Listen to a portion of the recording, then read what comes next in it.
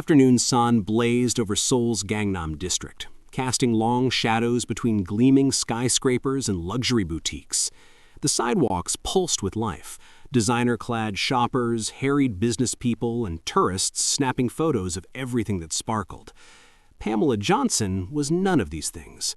She was a hurricane of grocery bags, natural curls escaping from her messy bun, and pure determination as she weaved through the crowd like a woman on a mission. Her arms strained under the weight of her purchases, gochugaru from the Korean market, sweet potatoes from the organic shop, and most importantly, the Tupperware container of collard greens she'd spent 4 hours preparing that morning. Left at the bakery, right at the bakery? She muttered to herself in English, then switched to broken Korean. Aish, Pamela, you need Jesus and Google Maps. Her phone was wedged precariously between her shoulder and ear, the screen frozen on a map that made absolutely no sense. She squinted at it, turning in a slow circle that would have been comical if anyone had been paying attention. No one was, except for the sleek black Mercedes S-Class that had just pulled up to the curb outside Sapphire Palace, one of Seoul's most exclusive restaurants. The rear door opened with mechanical precision. A man emerged, tall, broad-shouldered, devastatingly handsome in a way that seemed almost unfair. His three-piece suit was snow white, tailored so perfectly it probably cost more than Pamela's entire yearly rent.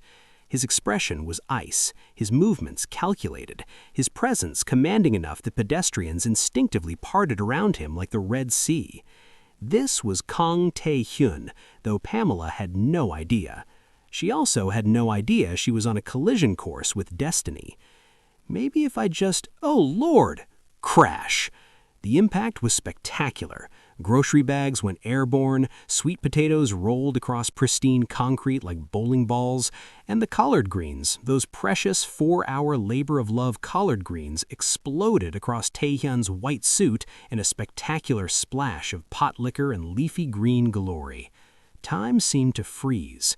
3 bodyguards materialized from nowhere, hands reaching inside their jackets towards weapons that would solve this problem permanently.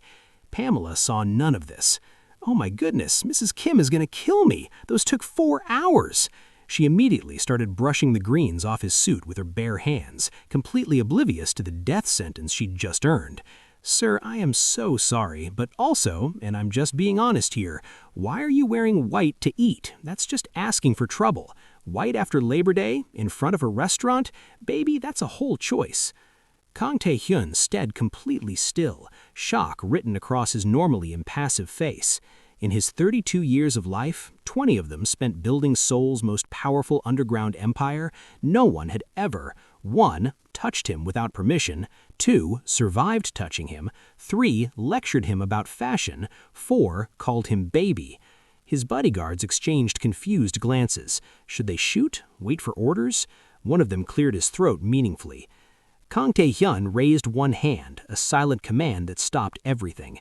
His eyes locked on this strange woman who smelled like peaches and spoke Korean with the most adorable accent he'd ever heard. She was still frantically brushing greens off his chest, muttering a mix of English and Korean apologies, her natural hair catching the sunlight like a crown. "It's fine," he heard himself say, his voice softer than it had been in years. Pamela finally looked up at his face. Her hands froze mid-brush. "Oh," she blinked, "you're really handsome. That's unfortunate." His eyebrow raised. "Unfortunate? Pretty boys always think they can get away with anything." She grabbed her remaining bags from the ground. "Anyway, gotta go. Sorry about your suit. Maybe try darker colors next time." And just like that, she disappeared into the crowd, leaving Kang Tae-hyun standing on the sidewalk with collard greens dripping down his 5 million won Tom Ford suit and something strange happening in his chest, something that felt almost like life. His assistant, Min Jae, appeared at his elbow. "Boss, should we—" "Find her," Taehyun said quietly. "And eliminate?" "No." For the first time in a decade, Kang Tae-hyun smiled. "I'm going to marry her."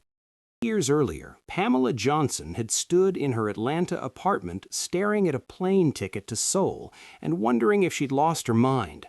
Her mother had passed away 6 months prior, leaving behind photo albums filled with pictures from her own Korean adventure in the 1990s. "Seoul saved my soul," her mother had always said, eyes distant with beautiful memories. "When you feel lost, baby girl, go find yourself where I found myself." Pamela had felt more than lost. She'd felt shattered. Marcus, her fiancé of 3 years, had cleaned out their joint bank account and moved to Miami with her former best friend. Her physical therapy practice was drowning in debt. Her studio apartment felt like a prison cell. So she sold everything, bought a one-way ticket, and landed in Incheon International Airport with 2 suitcases, barely functional Korean, and her mother's old guidebook from 1994. That was 2 years ago. Now she works 2 jobs to make ends meet. By day, she was a physical therapist at a modest clinic in Hongdae, helping elderly Koreans and the occasional tourist with their aches and pains.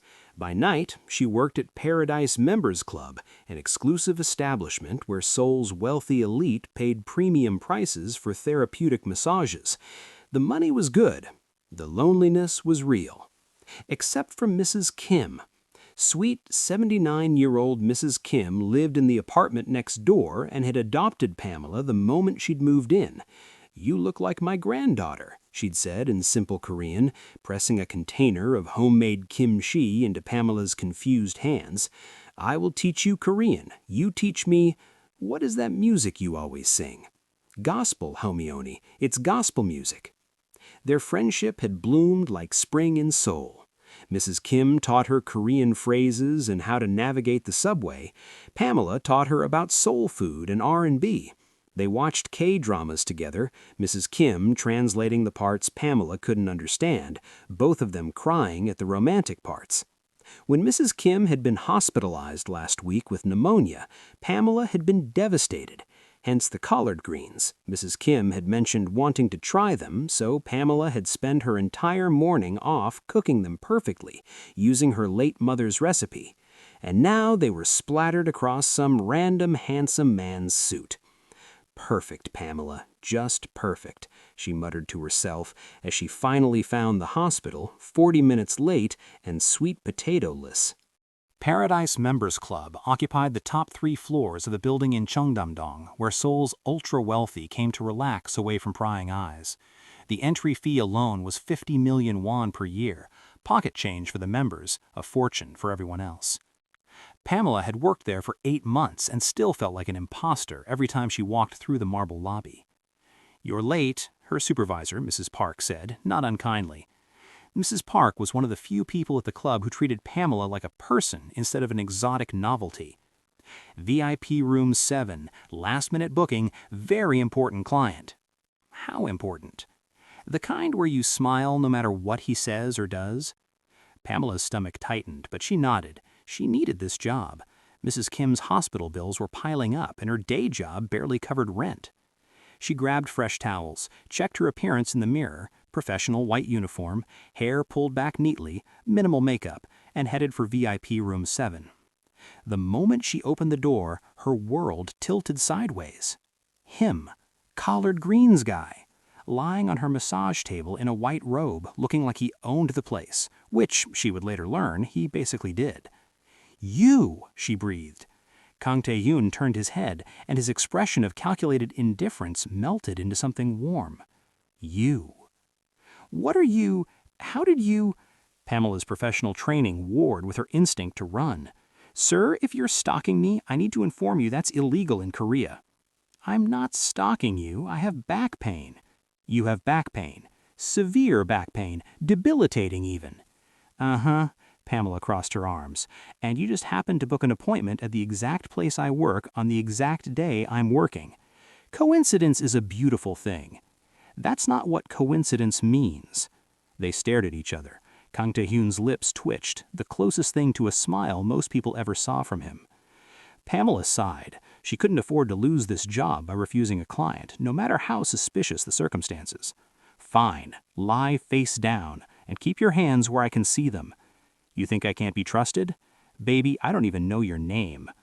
Something flashed in his eyes at the word baby. She didn't mean it the way it sounded, it was just how she talked, but his reaction was intense. "Tai-hoon," he said, quietly. "Kung Tai-hoon. Well, Mr. Kung, I'm Pamela, and I'm going to fix your allegedly debilitating back pain." The session started professionally enough. Pamela had trained for 3 years and worked with hundreds of clients. She knew exactly how much pressure to apply, which muscles to target, how to maintain appropriate boundaries. Tai-hoon, for his part, actually did have tension in his shoulders, the kind that came from carrying the weight of an empire and trusting no one. Her hands were magic. He felt knots releasing that he'd carried for years. Her touch was professional but not cold, competent but not clinical. She hummed softly as she worked, some American gospel song he didn't recognize, and the sound wrapped around him like warmth. For 15 minutes, it was perfect. Then Tai-hoon made his move. He'd researched her, learned about her failed engagement, her financial struggles, her 2 jobs. Women in her position usually had a price. Everyone had a price. He reached for a towel on the side table and let his hand accidentally brush her lower waist, just above her hip, lingering a second too long.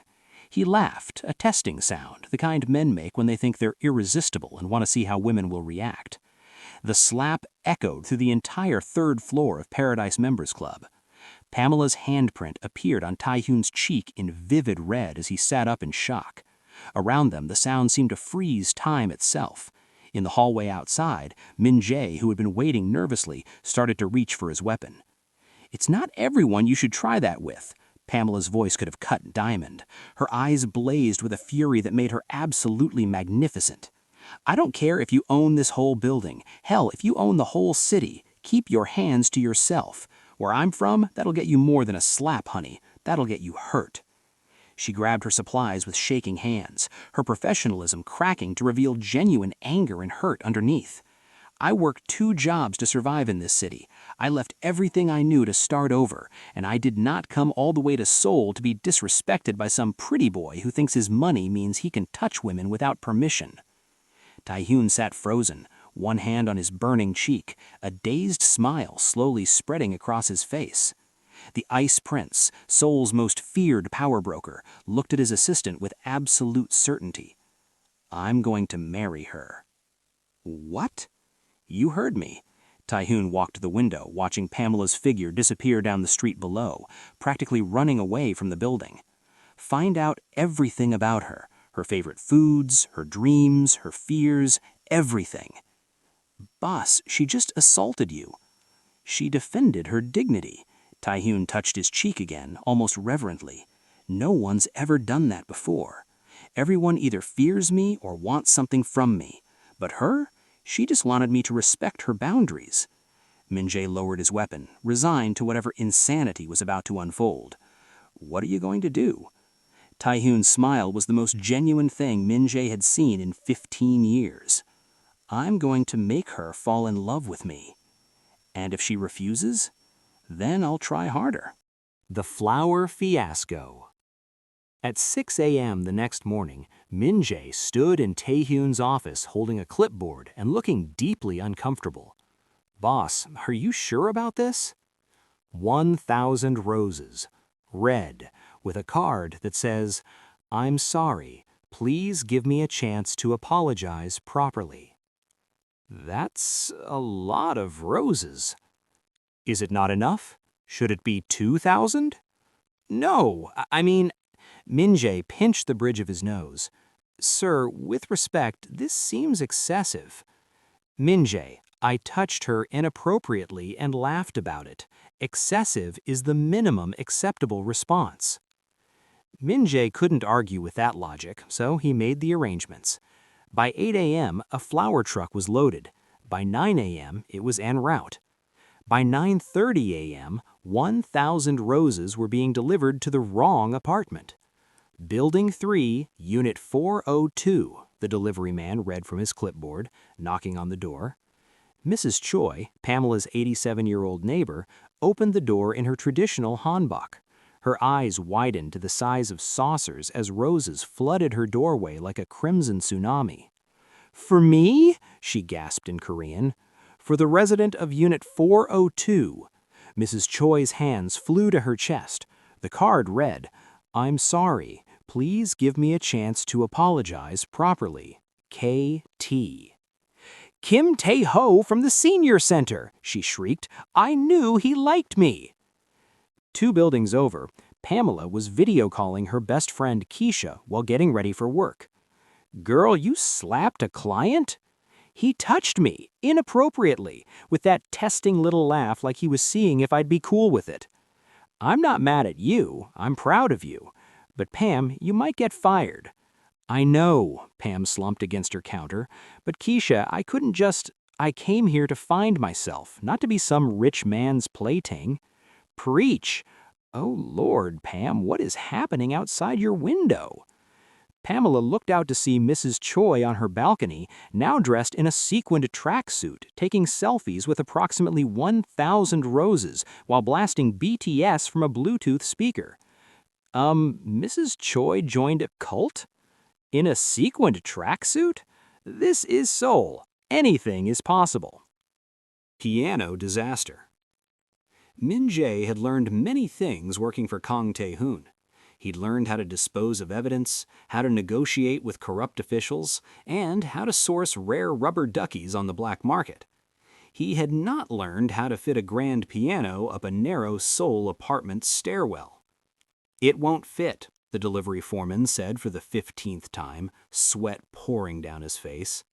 "Make it fit," Min Jae replied, holding up Tae-hoon's credit card like a magic wand that could defy physics. The piano, a beautiful Steinway worth 80 million won, was wedged at a 45-degree angle between the 3rd and 4th floor landings of Pamela's building. It had been there for 6 hours. The entire building's residents were trapped, unable to use the main staircase. On the 5th floor, Pamela dangled from her fire escape video calling Keisha while trying not to look down. "Girl, there's a piano in my stairwell." "A what?"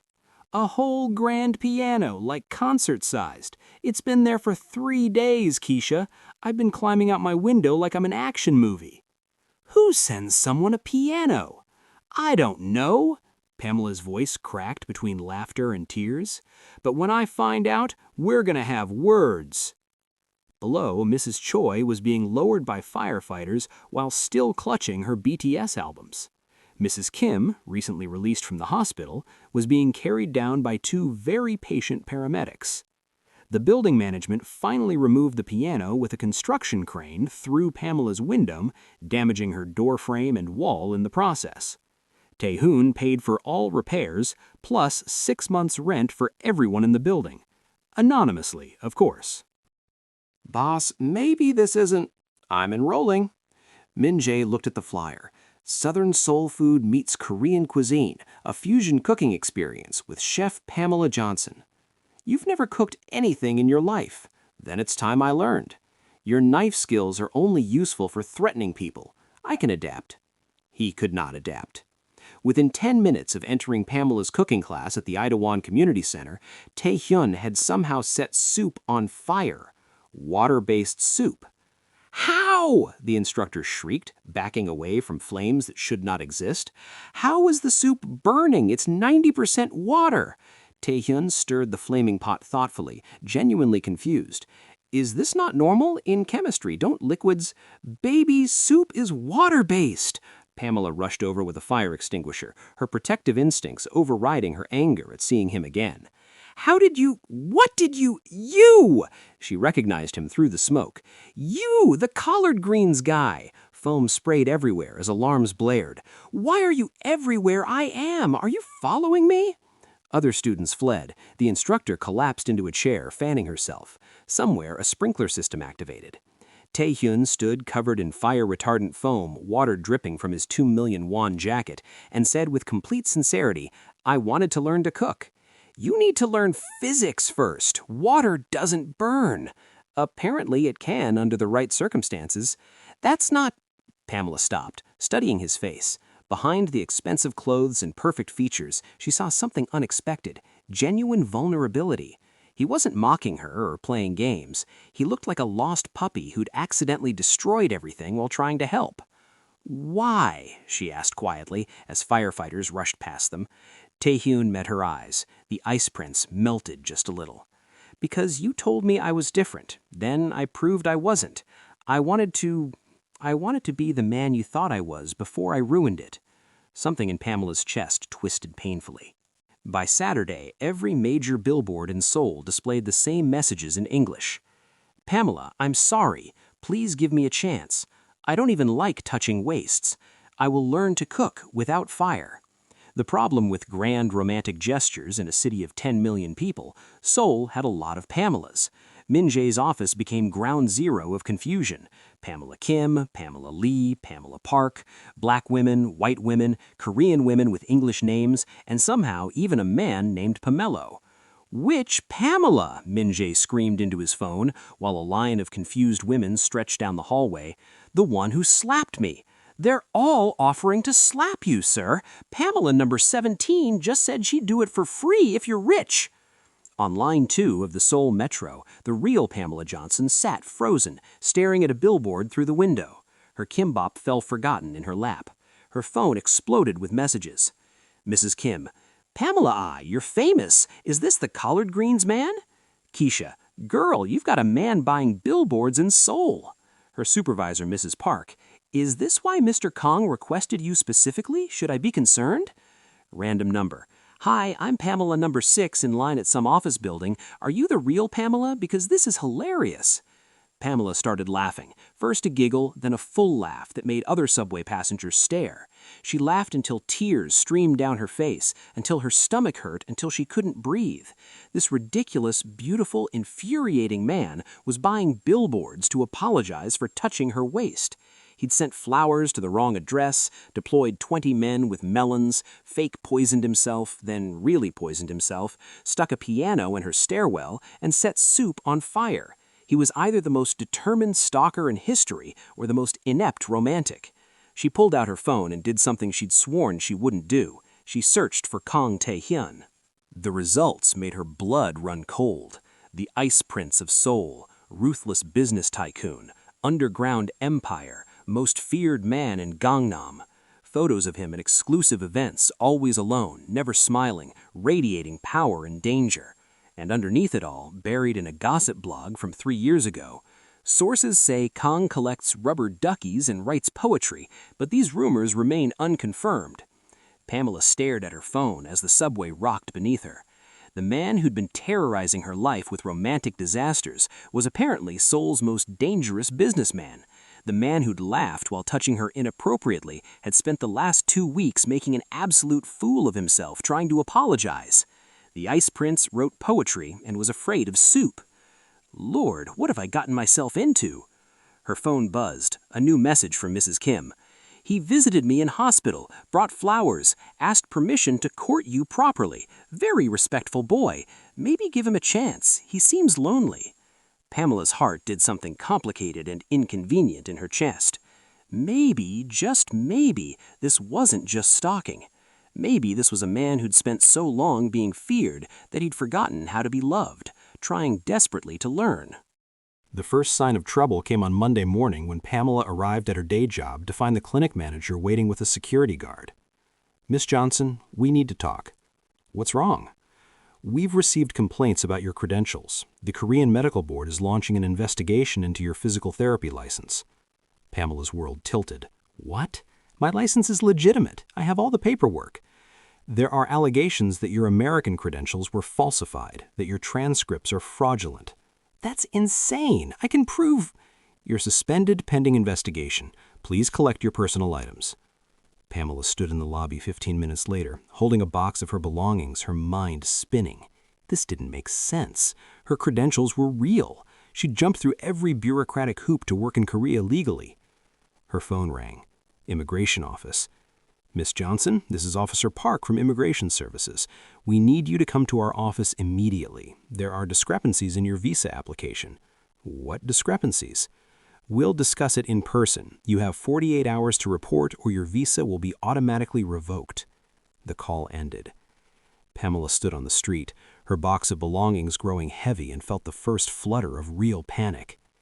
By Wednesday, her landlord, who'd always been friendly, knocked on her door with an eviction notice. "I'm sorry, Miss Johnson. Building ownership has changed. New owners want you out by Friday." "Friday? That's 2 days. This is illegal." "They're paying my contract termination fee plus 6 months' salary. I can't fight this." He looked genuinely sorry. "I wish I could help." That evening, Pamela video called Keisha and broke down completely. "I don't know what's happening." Tears streamed down her face. "They're saying my license is fake, my visa is wrong, and I'm about to be homeless. Keisha, I'm going to be deported. Everything I built here is falling apart, and I don't know why." "Have you contacted a lawyer?" "I can't afford a lawyer. I was already working 2 jobs just to survive." Across Seoul, in a penthouse office, Min Jae delivered worse news to Tae-hyun. "It's Sung-ho, sir. He's discovered your interest in Miss Johnson." Tae-hyun's expression went glacial. "Explain." "He's systematically destroying her life, filed false reports about her credentials, bribed someone in immigration, bought her building through a shell company." Min Jae pulled up documents on his tablet. "She has 1 week before she's deported, maybe less." "Why would he—" Tae-hyun stopped. The answer was obvious. "He's using her to get to me." "Yes, sir. He knows you've been pursuing her. He's probably expecting you to intervene publicly, which would expose your interest in her and make her a permanent target." Tae-hyun stood at his window, hands clenched behind his back. Below, Seoul sparkled in the darkness, a city he controlled through shadows and fear, a city where his word was law and his reach was absolute. But he couldn't use any of that power without putting Pamela in even more danger. "If I help her openly, Sung-ho will escalate. She'll become leverage against me forever." "Yes, sir." "If I don't help her, she loses everything and leaves Korea." "Yes, sir." "And if I tell her the truth, that I'm the reason this is happening, that being near me put her in Sung-ho's crosshairs, she'll hate me." Min Jae was quiet for a moment. "Sir, if I may speak freely?" "When have you ever waited for permission?" "She slapped you, and you fell in love. She saved your life and walked away singing. She's not afraid of you. In a world where everyone fears the Ice Prince, she treated you like a regular man making mistakes. Are you really going to let her go?" "I'm letting her be safe. There's a difference." "Is there? Because from where I'm standing, it looks like you're doing what you've always done, pushing away anything that makes you human because it's easier than being vulnerable." Tae-hyun's jaw clenched. "Get out." "Sir." "Fix her problems, erase my connection to her, and get out of my office." Min Jae left, pulling out his phone to begin the extensive process of undoing Sung-ho's sabotage. Behind him, alone in his penthouse overlooking the city he controlled, Kang Tae-hyun, the Ice Prince, Seoul's most feared power broker, did something he hadn't done since he was a child in the streets of Dongdaemun. He let himself cry. Thursday morning, Pamela woke up to an email that made no sense. Subject: Resolution of Credential Review, Korean Medical Board. Dear Miss Johnson, we apologize for the confusion regarding your physical therapy credentials. An internal audit revealed the complaints were filed fraudulently by a terminated employee seeking revenge on our department. Your credentials are fully validated and legitimate.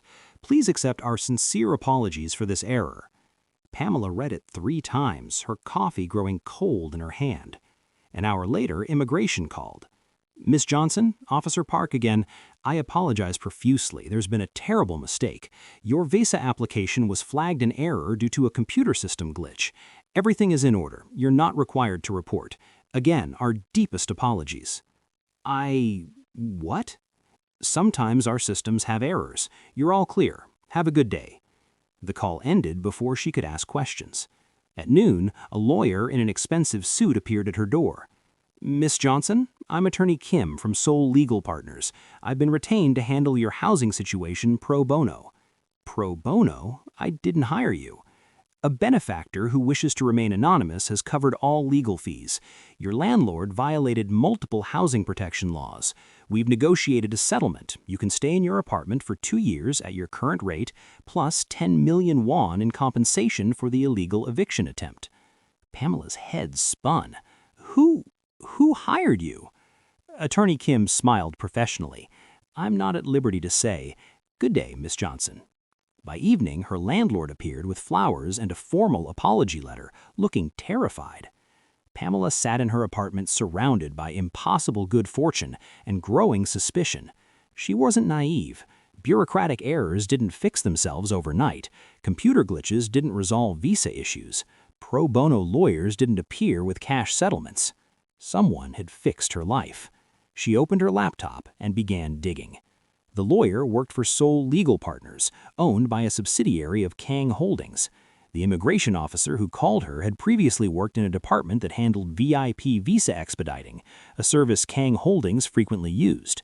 Her landlord's building had been purchased by a shell company, which was owned by another shell company, which traced back to Kang Tae-hyun. Pamela researched deeper, her heart pounding. The Ice Prince of Seoul, Kang Tae-hyun's empire built on fear and precision. Business tycoon or underground king, the man Seoul fears most.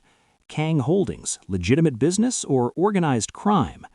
Articles detailed his rise from street orphan to corporate titan, his real estate empire, his connections to politicians, whispers of unconventional business practices. Photos of him at galas, always alone, never smiling, radiating dangerous power.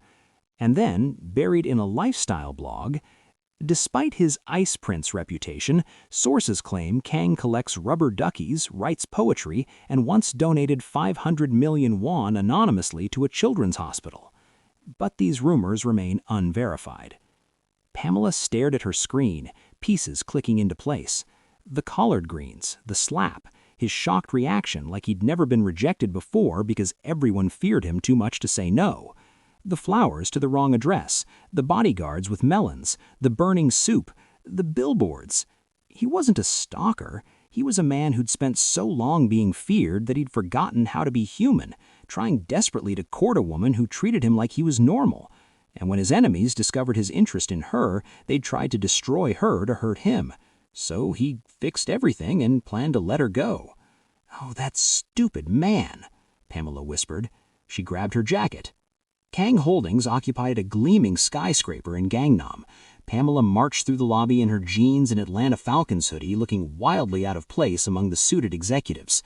"Miss, you need an appointment," the security guard began. "I'm here to see Kang Tae-hyun. Mr. Kang doesn't accept walk-ins. Tell him the collard greens girl is here. Tell him if he doesn't see me, I'm going to stand in this lobby and sing gospel music until he does." 5 minutes later, she was in an elevator shooting up 30 floors. The doors opened, revealing Min Jae looking panicked. "Miss Johnson, I don't think—" Pamela walked past him, following the sound of her own fury down a hallway lined with expensive art until she reached massive double doors. She didn't knock. Kang Tae-hyun sat at his desk signing documents. He looked up as she burst in, and his expression cracked, surprise, joy, pain all flashing across his face in an instant. "Pamela, you!" She marched up to his desk.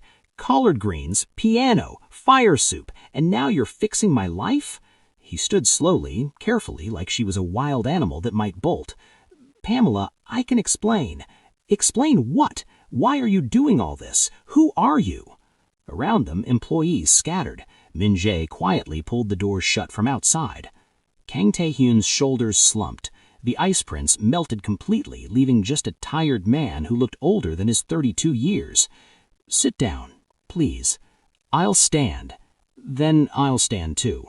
They stood facing each other across his desk, this ridiculous, dangerous, infuriating man and the woman who'd somehow broken through every wall he'd spent decades building. "My name is Kang Tae-hyun. I run Kang Holdings, which is a legitimate business empire. I also operate in areas that aren't entirely legitimate. I'm what you might call a business mafia boss, though I prefer entrepreneur with flexible ethics. That's not funny. I'm not joking." His voice was steady, but his hands gripped the desk. "I have enemies. One of them discovered my interest in you and tried to destroy your life to hurt me. I fixed it because I couldn't stand watching you suffer from my mistakes." Pamela's anger deflated slightly. "So all of this, the credentials, the visa, the lawyer, that was you protecting me from your enemies?" "Yes. And you were just going to fix everything and let me go? Never tell me? Never see me again?" "Yes." His voice cracked. "Because you deserve better than a man whose world is built on fear. You came to Korea to escape drama, not dive into my darkness." Pamela stared at him, this powerful, dangerous man who collected rubber duckies and couldn't cook soup without setting it on fire, who'd spent 2 weeks making an absolute fool of himself because he didn't know how else to apologize. She walked toward the door. His face fell. At the threshold, she paused. "But thank you for helping me, even though you're completely crazy." She walked out, leaving him standing alone in his empire built on fear, surrounded by wealth and power that suddenly meant nothing at all. Kang Tae-hyun sank into his chair, his heart in pieces on his expensive carpet. Min-jae entered quietly. "Sir, don't." She didn't look angry when she left. She looked, what? Thoughtful.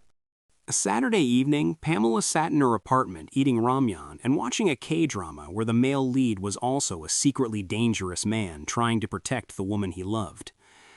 "Art imitating life," she muttered at the screen, "except he's better at cooking." A knock at her door. Pamela opened it and froze. Tae-yun stood there, and he wasn't alone. Mrs. Kim was beside him in a wheelchair, beaming. Behind them stood Keisha and 2 more of Pamela's Atlanta friends, Taylor and Marcus. Different Marcus, thankfully. "Surprise!" Keisha screamed. "What? How?" Pamela's brain couldn't process what she was seeing. "Pamela, Mrs. Kim reached for her hands. "This boy has been calling me every day. He brought me flowers in hospital. He asked permission to court you properly. Very respectful." "Girl, he flew us business class." Taylor pushed past everyone into her apartment. "Do you know how much business class costs from Atlanta to Seoul?" "And he's fine," Keisha added, not so subtly checking Tae-yun out. "You didn't mention he was fine." "Y'all are supposed to be on my side," Pamela managed. Tae-yun stood in her doorway looking nervous, actually nervous, this man who commanded an empire. Min-jae appeared behind him with what looked like an entire restaurant's worth of food. "May I come in?" Tae-yun asked quietly. "I brought dinner and some things I need to say."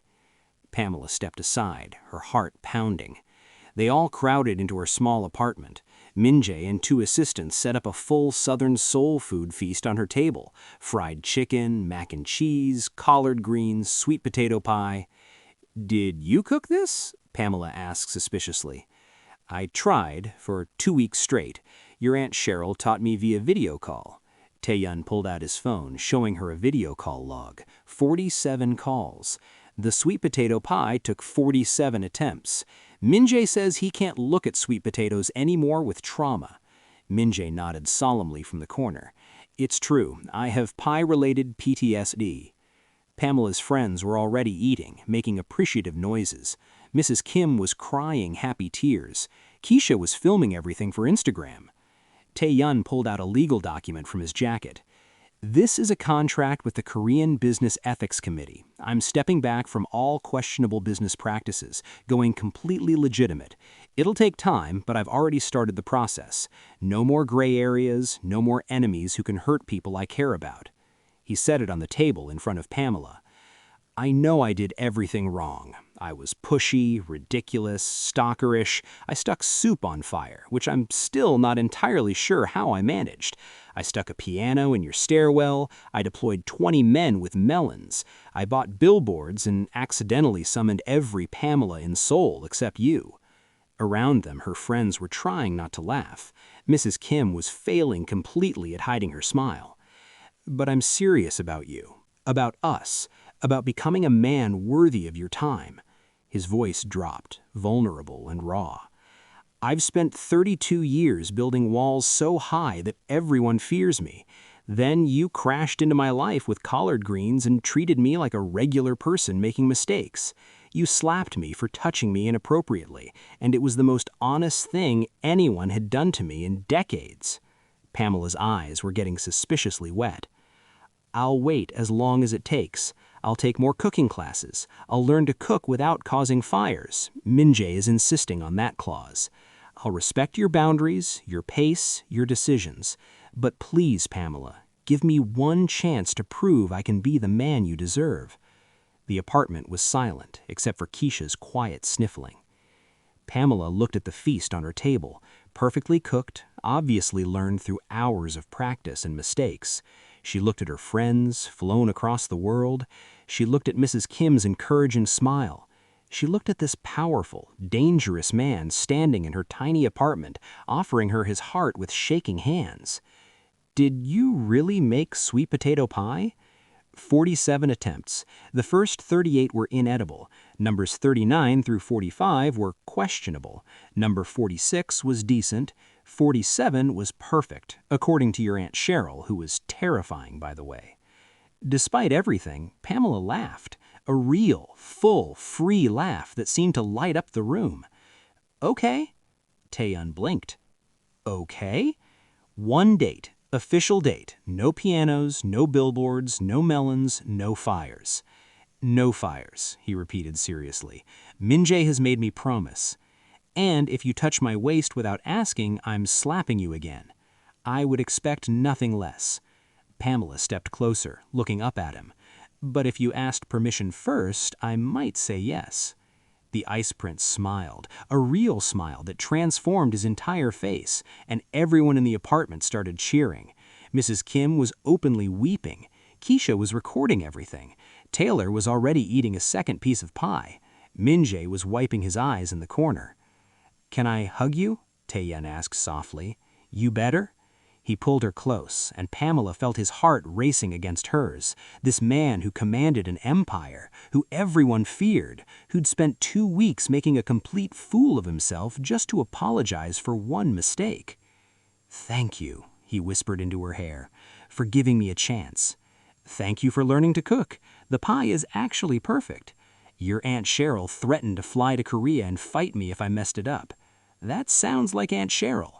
They stood there in her tiny apartment, surrounded by food and friends and impossible hope, while Seoul sparkled outside her window, a city of 10 million people, where somehow, impossibly, a girl from Atlanta had found a man who would buy billboards just to say sorry. Sunday afternoon, Han River sparkled under autumn sunlight. Pamela arrived at the designated spot to find Tae-hyun had transformed a simple picnic into something magical. Blankets, cushions, and a spread of food that made her heart skip. Fried chicken glazed with gochujang, mac and cheese mixed with kimchi, collard greens seasoned with sesame oil, sweet potato pie sitting proudly in the center. "You made all this?" Pamela asked, sitting down carefully. With supervision this time. Min-jae stood by with 3 fire extinguishers. Tae-hyun settled beside her, maintaining respectful distance. "No fires, I promised." They ate and talked for hours. He taught her Korean business phrases. She taught him Southern idioms that made him laugh, a sound she was learning to treasure.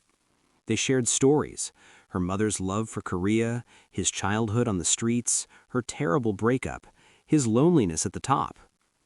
"You know what's funny?" Pamela said as the sun began setting, painting the river gold. "I came to Seoul to escape pain. Instead, I found the most complicated man in the entire city. I'm sorry about that. Don't be. Complicated is interesting. Complicated means you're real." As twilight deepened, Tae-hyun turned to her nervously. Can I hold your hand?" Pamela's smile was soft, knowing. "You really learned your lesson, huh? You hit hard. It made an impression." She laced her fingers through his. "For the record, if you touch my waist now, I won't slap you." His eyes widened. "Really?" "Really. But ask first. Always ask first." "May I touch your waist?" "You may." He pulled her closer, his hand settling respectfully on her waist. Their faces were inches apart, the city lights beginning to twinkle around them. "Can I kiss you?" he whispered. "I thought you'd never ask." The kiss was soft, tentative, perfect, 2 people learning each other's rhythms. And just as they pulled apart, fireworks exploded over the river in brilliant colors. Pamela laughed against his lips. "Did you plan the fireworks too?" "No, but I wish I had." "You're forgiven for the piano thing." He kissed her again, and this time there was nothing tentative about it. Epilogue, 6 months later. The community center's fusion cooking class was packed. At the front, Pamela demonstrated proper knife technique, while Tae-hyun somehow managed to overcook water. Again. "Baby, how did you overcook water?" Pamela rushed over with a towel. "It's been 6 months." "I have a gift," he said proudly. "You're lucky I love you." The words hung in the air. Tae-hyun froze, spatula mid-air, his expression transforming from shock to pure joy. "You love me?" Pamela blushed furiously. "Did I say that out loud?" "Say it again." The Ice Prince had melted completely, replaced by a man so in love he was glowing. "Make me." He kissed her in front of the entire class. Students applauded. Someone whistled. Mrs. Kim, attending as a special guest, cried happy tears. Outside the window, Min-jae watched his boss, laughing, cooking, badly, human, and wiped his eyes. My boss is human. After all these years, he's finally human. On Pamela's phone, a new photo served as her wallpaper, their engagement photo from last week. Her dress blended Korean hanbok silk with African print patterns. Tae-hyun gazed at her like she'd hung every star in the sky. The caption read, "He set soup on fire, I slapped him, somehow we're getting married. Life is weird, love is weirder." Respect boundaries. Consent is not negotiable. True love requires patience, growth, and occasionally fire extinguishers. Cultural differences don't divide, they enrich. Vulnerability isn't weakness, it's the bravest thing you can offer. Actions speak louder than words, but asking permission speaks loudest of all. In a city of 10 million people, a girl from Atlanta and Seoul's Ice Prince found each other through collard greens, terrible cooking, and the courage to be imperfect together.